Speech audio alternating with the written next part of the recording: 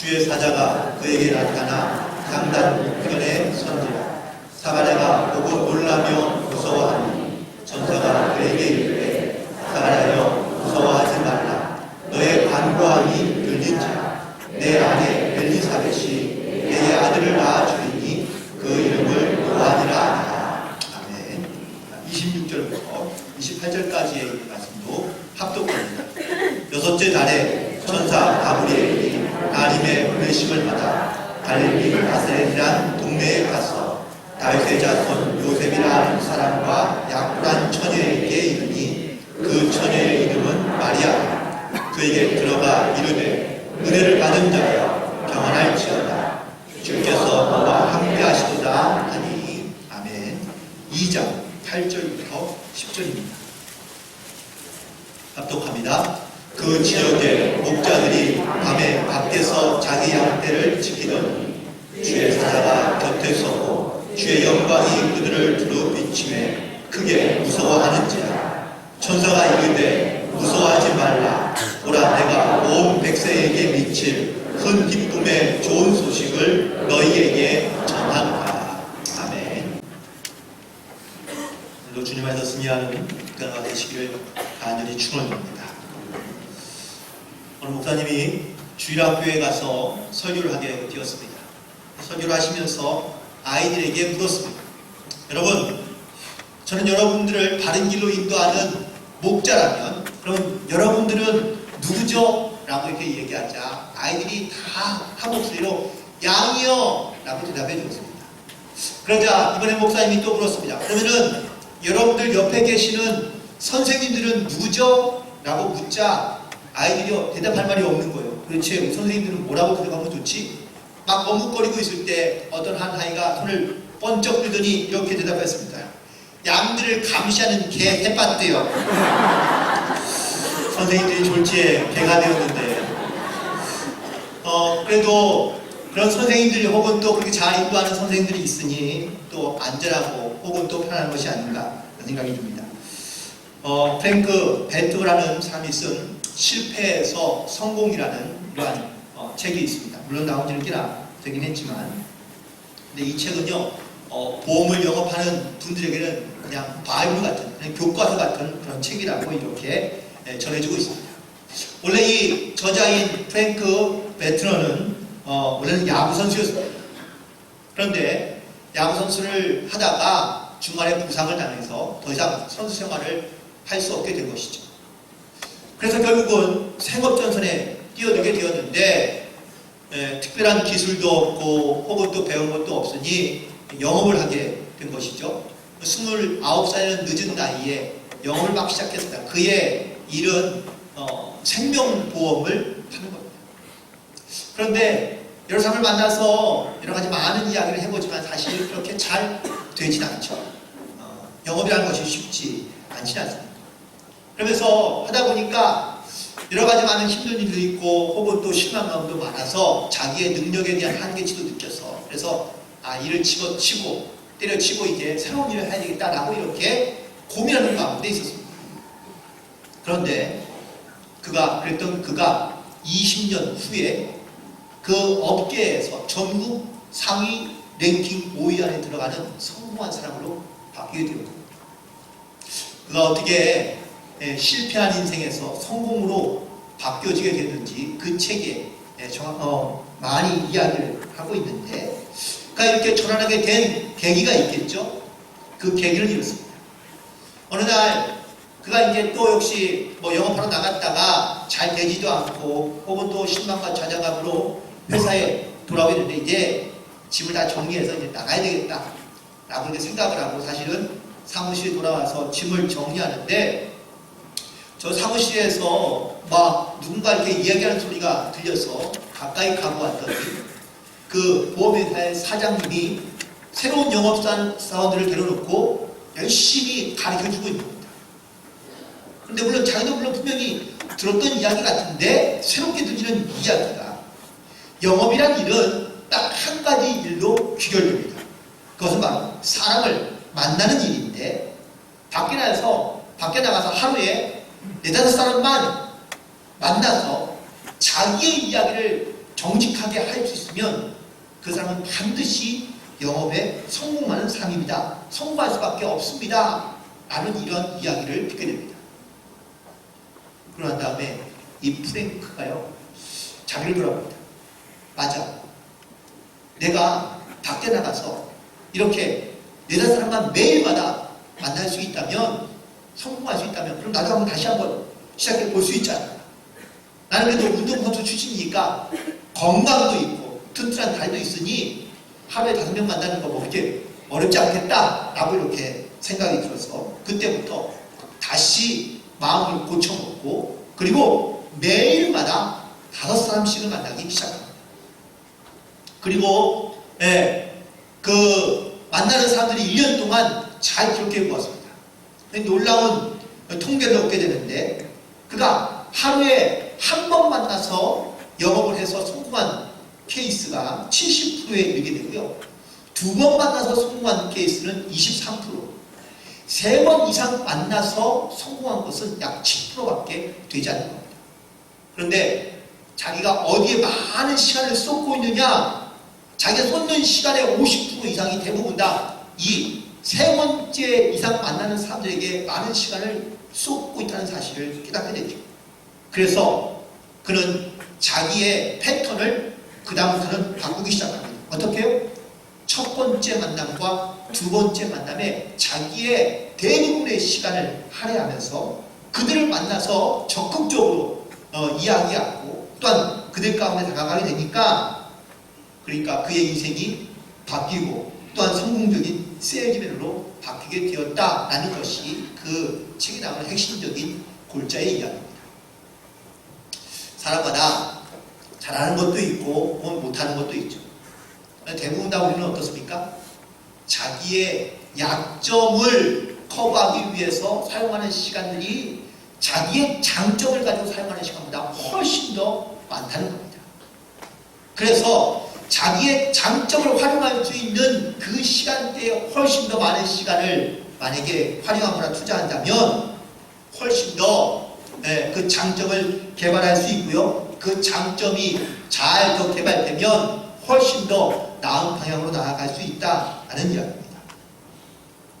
하지만 우리 인생을 살아가면서 자기의 장점에 많은 시간을 투자하는 것보다 약점에 시간을 투자하는 경우가 대부분이지 않습니까? 분명히 우리 살아가면서 나의 부족한 부분들을 발견하게 될 때가 많습니다. 물론 그 부족한 부분도 역시 우리가 바꾸거나 아니면 고쳐야 될 부분이긴 하지만 내가 정말 잘하는 일이 있다면 그 일에 더 많은 시간을 또한 투자하거나 혹은 또 할애해 보시기 바랍니다. 신앙생활 누구나 다 사실은 잘하고 싶은 마음은 있지만 사실 내가 신앙생활 어떻게 될지를 잘 몰라서 못하는 경우도 많이 있습니다. 그런데 하나님께서 분명히 나를 부르시거나 나를 택하신 분명한 목적과 이유가 있는 걸 여러분이 깨닫거나 혹은 또 믿음으로 발견하게 된다면 여러분 그 하나님이 주신 은혜와 talent를 가지고 여러분의 일에서 최선을 다해 사역하시면 그 일로 인하여 하나님께 영광을 올려드리고 많은 사람에게는 선한 믿음의 영향력을 끼치는 삶을 살아가게 될 줄로 믿습니다. 누군가에게 어떠한 물건을 선물을 보내거나 혹은 사람을 보낼 때에는요, 분명한 내가 생각하고 있는 목적과 이유를 가지고 물건을 보내든지 아니면 사람을 보내겠죠. 그래서 내 생각과 내 계획이 무엇인지를 그 사람을 통해서 전달하거나 아니면 내가 보낸 물건을 통해서 그것을 대신할 수 있도록 하는 것이 이것이 가장 중요한 목적과 이유이겠죠. 오늘 성경에 있는 본문 말씀에 하나님께서 사람들에게 천사를 보내는 장면이 등장합니다. 하나님께서 당신의 뜻과 당신의 계획을 사람들에게 알게 해주시는 방법이 몇 가지가 있는데 첫 번째는 선지자입니다. 즉 하나님의 말씀을 대언하는 선지자를 통해서 하나님의 뜻이 무엇인지 하나님의 계획이 무엇인지를 알게 해주시고요. 두 번째 방법은 사건이나 환경을 통해서 말씀해 주시는 겁니다. 어떠한 일이 일어나거나 어떤 환경에 처하게 되면 이것이 하나님의 뜻이라는 것을 깨닫고 우리가 돌이키는 경우도 있거든요. 그런데 이렇게 천사를 보내서 하나님의 말씀을 대언하는 경우에는 이건 뭔가 특별한 사건이 있거나 아니면 다급한 사건이 상황이 생길 때에 하나님께서는 천사를 보내어 말씀하고 계신다는 사실입니다. 오늘 성경 말씀 가운데 그래서 사가랴라는 제사장에게 하나님께 천사를 보내어 말씀하시고요, 마리아라는 여인에게 하나님께서 천사를 보내어 말씀하시고, 또 밤에 들에 있는 목자들에게 하나님께 천사를 보내어 말씀하고 계시는데, 그러면 이런 다 천사를 보내어, 똑같은 천사를 보내어 말씀하시지만 그 처한 상황에 따라서 하나님의 목적과 그 하나님의 뜻이 다 다를 수밖에 없다는 사실입니다.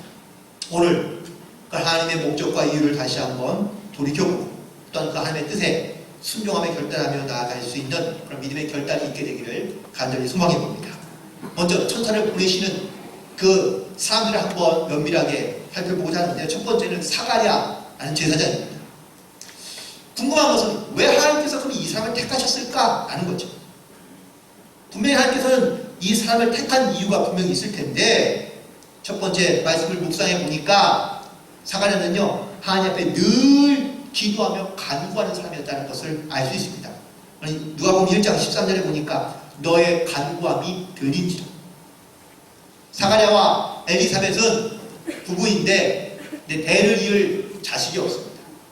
그래서 하나님 앞에 늘 간구하며 기도합니다. 자녀를 주옵소서. 하지만 하나님께서는요, 그 기도에 응답하지 않으시다가 특별히 정한 때가 되어서 하나님께서 매우 특별한 목적을 가지고 이 사가랴에게 천사를 보내어 말씀해 주십니다. 그리고 약속해 주십니다. 그리고 그 약속대로 하나님께서 행하신 것을 볼 수 있습니다.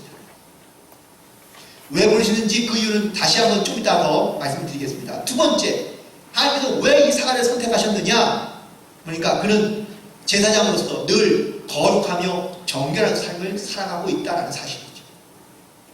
영적으로 우리가 깨어있어 하나님의 말씀대로 분별하며 살아가는 것이, 이것이 바로 우리 가운데 필요한 영적인 모습이고요. 그리고 세 번째, 그를 택하신 이유는 그가 어떠한 일에 대하여 하나님께서 주신 말씀에 대하여 믿음으로 순종할 만한 그러한 믿음을 가지고 있었기 때문에 그에게 하나님께서 말씀하시고 또한 명령하셨다는 사실입니다. 아무리 하나님께서 역사하시거나 일하고 싶다 싶어도 사람이 믿음으로 순종하지 않거나 따르지 않으면요, 하나님의 역사도 일어나지 않습니다. 따라서 하나님이 택하시거나 하나님 또한 어떠한 명령을 주셨을 때는요, 그 사람이 그만한 믿음을 갖고 있는 사람이어야 한다는 사실이겠죠. 그렇다면 하나님께서 이 사가랴를 택하여 천사를 보내셔서 하나님의 뜻을 혹은 하나님의 계획이 무엇인가를 말씀하고 있는 이유가 과연 무엇일까요? 아들을 주셨는데, 그러면 이 아들이 그냥 단순히 그냥 이 집안의 아들로서 태어난 것으로 끝나느냐? 아니요, 그렇지 않은 거냐. 특별한 목적이 있는 것이죠. 앞으로 이 사가랴의 집에 태어날 요한은 세례 요한이 됩니다. 하나님께서 이 세례 요한을 어떻게 쓰시겠다고 말씀해 주고 계시느냐? 이스라엘 백성들이 하나님께로 돌아오게 하는 그 일을 위하여 하나님께서 이 아들 요한을 사용하시겠다고 말씀하고 있습니다. 세례 요한이 세상 가운데 등장해 되었을 때에 많은 사람들이 그를 따랐습니다. 그의 말씀을 듣고, 그의 세례 요한의 말을 듣고 회개하며 하나님 앞에 죄를 자복하고 하나님께 돌아오는 사람들이 많았던 것을 성경에서는 기록하고 있거든요. 이 목적을 위하여 하나님께서는 이 가정 가운데 아들을 두신 것이죠. 또 하나 이 세례 요한의 가장 중요한 또 다른 목적이 있죠. 바로 주의 길을 평탄케 하기 위하여 이 아들을 이 가정 가운데 보내셨다는 사실입니다. 세례 요한은 스스로를 이렇게 고백하고 있습니다. 나는 광야에서 외치는 자이며 또한 주의 길을 곱게 하라고 부르심을 받은 자라고 요한복음 1장 23절에서 스스로를 고백하고 있습니다. 분명한 목적과 이유와 뜻이 있어서 하나님은요, 이 가정에 천사를 보내어 말씀하시고 또한 깨닫게 하시고 믿음 안에 순종하게 하셨다는 사실입니다. 두 번째 인물인 마리아를 함께 볼 텐데요. 아니, 그럼 마리아는 왜 선택하셨을까요? 성경에 아무리 찾아봐도 마리아는 어떤 집안의 여인인지 혹은 또 어떻게 살아왔는지 소개하는 부분은 거의 없습니다. 그런데 말씀을 묵상하다 보니 매우 특별한 부분을 발견하게 되는데, 오늘 본문에 있는 말씀에 28절에 보니까 천사가 그녀에게 다가가 말하기를 은혜 받은 자여, 하나님의 은혜를 입은 자여 라고 이렇게 말해주고 있거든요. 우리가 누군가에 대해서 야, 그 사람은 참 은혜를 입을 만하기에 충분한 사람이야 라고 말한다면, 그렇다면요, 그는 어떠한 삶을 살아왔는지를 대변해주는 그런 매우 짤막한 표현이라고 볼 수 있습니다. 따라서 이 말은 하나님의 은혜를 입기에 충분한 사람이었다는 사실입니다. 결국 마리아는 하나님의 은혜를 입기 위해서 많은 오랫동안 그는 정직하며 진실하고 순결하며 거룩하여 하나님 보시기에 합당한 삶을 살아왔기에 그런 하나님의 은혜를 입기에 충분한 자로 기록되어 있고, 혹은 또 그렇게 천사로부터 칭찬받고 있는 것을 볼 수 있습니다. 두 번째 이유도 역시 사가랴와 비슷한 이유인데, 이 마리아가 하나님의 말씀을 믿음으로 받아들이기에 충분한 그러한 영적인 믿음을 소유한 사람이었다는 사실입니다. 우리가 잘 알고 있는 것처럼 마리아는 처녀입니다. 약혼자가 있는 여인인데, 그런데 약혼자와 상관없는 아이를 임신했다면 여러분, 이것을 받아들이는 사람이 누가 있겠습니까? 당시의 전통과 관습으로도 볼 때에 마리아는요, 이렇게 혼전에 임신한 마리아는 잘못된 오해와 그리고 생명의 위협을 받을 수 있는 그런 상황이 있음에도 불구하고 마리아는 이 천사의 말씀과 명령에 순종하며 받아들입니다. 믿음,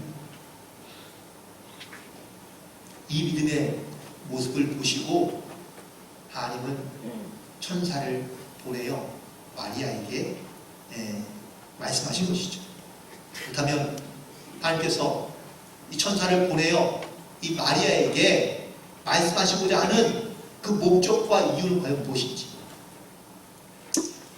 복중에 있는 그 아이에 대하여 과연 어떻게 말씀하고 계시는지, 본문에 있는 말씀을 다 읽지 않았지만 이 말씀을 요약하면 첫 번째는 바로 하나님의 아들이라는 것을 말씀해 주고 있다는 사실입니다. 마리아가 잉태해서 아이를 낳기까지, 물론 천사의 명령과 말씀으로 잉태가 되었지만 실제로 자기가 낳은 이 아이가 하나님의 아들이라는 것을 깨닫기는 쉽지 않습니다. 그런데 아이를 낳고 난 다음에 동방박사들이 찾아와서 경배하고요, 모르는 목자들이 찾아와서 천사의 이야기를 말해줄 때에 내가 난 이 아들이 바로 하나님의 아들이라는 것을 다시 한번 깨달을 수 있었다는 사실이죠. 또한 이 아이를 임신한 이 사건부터가 사실은 매우 놀라운 사건인데, 사람의 방법으로 잉태한 것이 아니라 성령의 능력으로 잉태했다는 사실을 알게 해주기 위하여 천사를 보내어 바로 잉태하게 하셨다는 사실입니다. 따라서 이 마리아는 하나님께서 천사를 보내어 자기에게 말씀하실 때에 그 말씀을 믿음으로 받아들이고 순종하고, 그리고 자기의 생명을 담보로 하나님의 아들이신 예수님을 그가 이 땅 가운데 태어나게 하는 그러한 믿음의 어머니로서 지금까지 기록되고 있는 것이죠. 세 번째 사람들 바로 목자들입니다. 하나님께서 그러면 왜 수많은 목자들 가운데 이 목자들을 선택하셨을까? 라는 겁니다. 그 이유도 찾기가 사실은 애매한데, 적어도 말씀을 통해서 묵상하면서 깨닫게 되는 것은, 이 목자들은 밤중에 자기의 양떼를 지키는 목자였다는 사실로부터 출발하고 있습니다. 밤중까지 이 양떼를 지키려 한다는 것은 그 양떼가 안전한 장소에 있다는 이야기가 아닌 거고요. 동물의 출현이라든지 밤의 위협으로부터 보호하기 위하여 밤을 지새서 자기의 양떼를 지키는 그 양떼를 사랑하는 목자의 마음을 볼 수 있습니다. 하지만 그냥 사꾼이었다면 혹은 직업적으로 일하는 일꾼이었다면 사실 이 밤중까지 양떼를 지킬 만한 이유가 별로 없습니다. 결국 자기의 양떼를 사랑하는 그 목자예요. 자기의 일에 최선을 다하며 그를 아끼고 사랑하는 그 사람에게 천사를 보내어 깨닫게 하신 것을 볼 수 있습니다. 또한 처음에는 그들 역시 무섭고 두려움으로 가득한 상태에서 천사를 만났지만 천사가 전해준 이야기를 통하여 그들은 기쁨으로 또한 새로운 소망으로 이 땅 가운데 태어나신 그 메시아를 보기 위하여 베들레헴으로 찾아갔다는 사실입니다. 그렇다면 하나님께서 이 목자들에게 천사들을 보내신 이유는 과연 무엇일까요? 오늘 함께 읽지 않았지만 말씀의 묵상 2절 14절에 있는 말씀을 보니까 하나님 예수께서 태어나신 이 사건이 지극히 높은 곳에서는 하나님께 영광이고 땅에서는 평화라는 말씀을 선포하고 있습니다. 즉 예수께서 이 땅 가운데 오신 이 메시아의 탄생의 사건은 하늘에서도 기뻐하시며 하늘에서 또한 가장 영광스러운 사건이라는 것을 보여주고 있는 말씀입니다. 땅의 평화란 먼저 하나님과의 사람과의 관계에서의 평화를 말해주고 있는데 죄를 지은 죄인이 이 죄의 문제가 바로 이 땅 가운데 오신 메시아를 통하여 해결된다라는 것을 의미하고 있으며 또는 인간과의 관계에서의 평화는요 어쩌면은 형제간에 아니면 혹은 또 이웃간에 있는 여러 가지 많은 문제들이 이 예수님 안에서 평안하게 되고 그리고 다시 한 형제이며 한 자매로서 이 땅 가운데 살아가는 형제의 회복을 말해주고 있는 것이죠.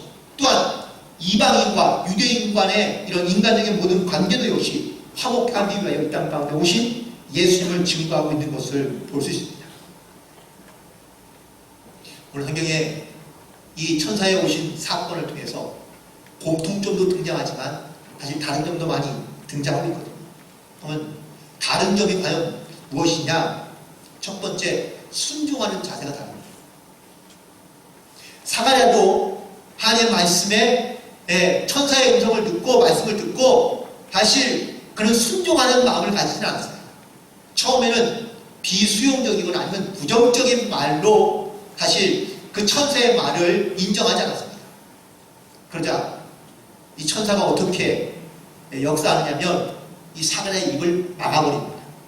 다시는 부정적인 말이나 부정적인 표현이 되지 않게끔 아예 입을 말을 못하도록 막아버립니다. 그리고 난 다음에 6개월이 지나고 난 다음에 아이가 낳고 그 다음에 이 8일째가 되어 할례를 하러 올라갔을 때에 아이의 이름을 물어볼 때에 그의 입이 열렸고요. 그리고 그의 입이 열리는 그 순간 이 사가랴가 가장 먼저 했던 말은 하나님께 영광을 올려드리는 말이었다는 사실입니다. 때로는 우리가 하나님의 말씀에 어떻게 순종하는 자세를 가지고 그 말씀을 듣느냐라는 것이 매우 중요합니다. 그 순종하는 자세에 따라서 우리의 믿음의 결과가 달라질 수 있기 때문이죠.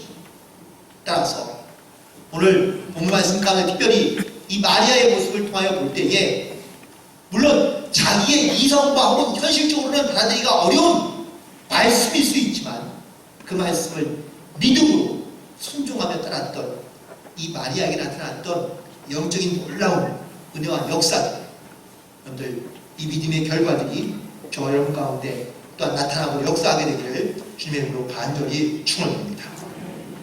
하나님은요 저와 여러분을 부르실 때에 분명한 목적과 이유를 가지고 부르십니다.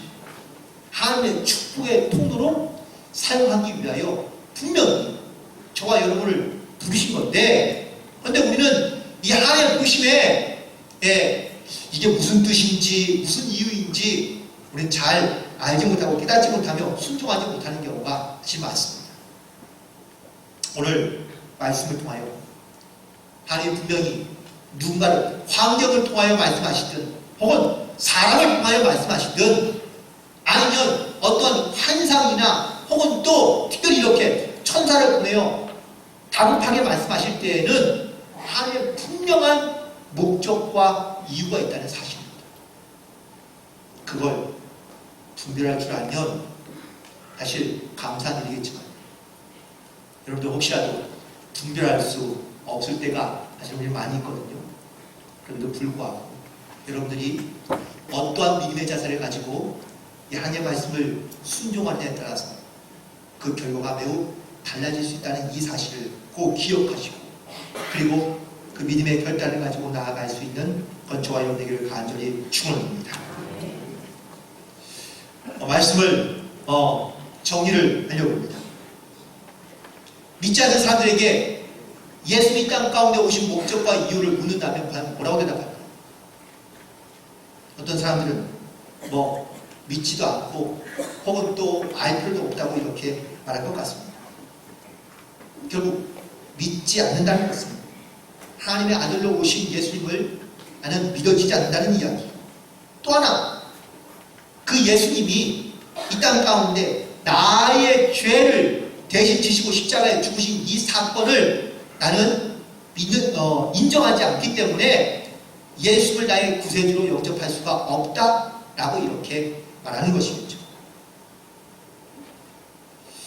지금 나는 혹은 지금 이 자리에 앉아있는 여러분들은 예수님을 어떻게 고백하고 계십니까? 오늘 본문에서 우리가 함께 본 사람의 입장에서 본 이 사가랴든지 마리아든지 목자들을 본다면 하나님께서 천사들을 보내어 하나님께서 말씀하시고 계획하신 것들이 무엇인지를 깨닫게 하시고 있는 것을 볼 수 있습니다. 하지만 하나님의 입장에서 만약에 이 천사들을 보내신 이유를 묻는다면 하나님은요 죽어가는 영혼들을 또한 하나님의 계획 안에서 그 영혼들을 살리기 위한 그러한 영혼의 구원의 목적으로 우리 가운데 역사하시고 또한 우리 가운데 말씀하시며 또한 천사들을 보내고 있다는 사실입니다. 분명한 하나님의 목적과 뜻이 있다는 것을 우리가 깨닫고 난다면 우리는 그 하나님의 목적 안에 순종하며 또한 믿음으로 결단하여 하나님 앞에 나아갈 수 있는 우리 모두가 되기를 간절히 소망해 봅니다. 2019년 대강절 소망이라는 주제를 가지고 함께 바라보면서 하나님께서 우리 가운데 천사를 보내시거나 아니면 사람을 보내시건 혹은 또 어떠한 상황과 환경과 사건을 보내시건 그는 분명히 하나님의 뜻하신 목적이 있다는 사실을 꼭 기억하시고 그 하나님의 뜻이 무엇인지를 분별하며 믿음으로 순종하여 하나님의 뜻을 함께 이루어갈 수 있는 그러한 남아있는 그런 모든 한 해가 되고 또한 시간들이 되기를 주님으로 간절히 축원드립니다. 기도하시겠습니다. 하나님, 하나님 감사합니다. 오늘 우리를 사랑하시고 하나님의 특별한 목적과 이유를 가지고 우리를 택하시며 불러주시고 또 하나님께 우리 가운데 말씀해 주시는 줄 믿사오니 주여 우리가 그 주님의 음성과 말씀을 들을 때에 믿음으로 결단하며 순종함으로 하나님의 뜻을 이루어갈 수 있도록 인도하여 주옵시고 하나님 나의 생각과 나의 이성적인 판단으로 결단하는 것이 아니라 하나님 우리가 주님의 뜻을 바라보며 믿음 안에 순종하며 나아갈 때마다 하나님의 거룩하신 뜻이 이 땅 가운데 또 우리의 삶 가운데 행하시며 이루어져가는 것을 보게 하시고 또한 알게 하시고 또한 믿음의 눈으로 주님 결단케 하여 주옵소서. 주님께 모든 걸 맡겨오며 예수님의 이름으로 기도드리옵나이다. 아멘.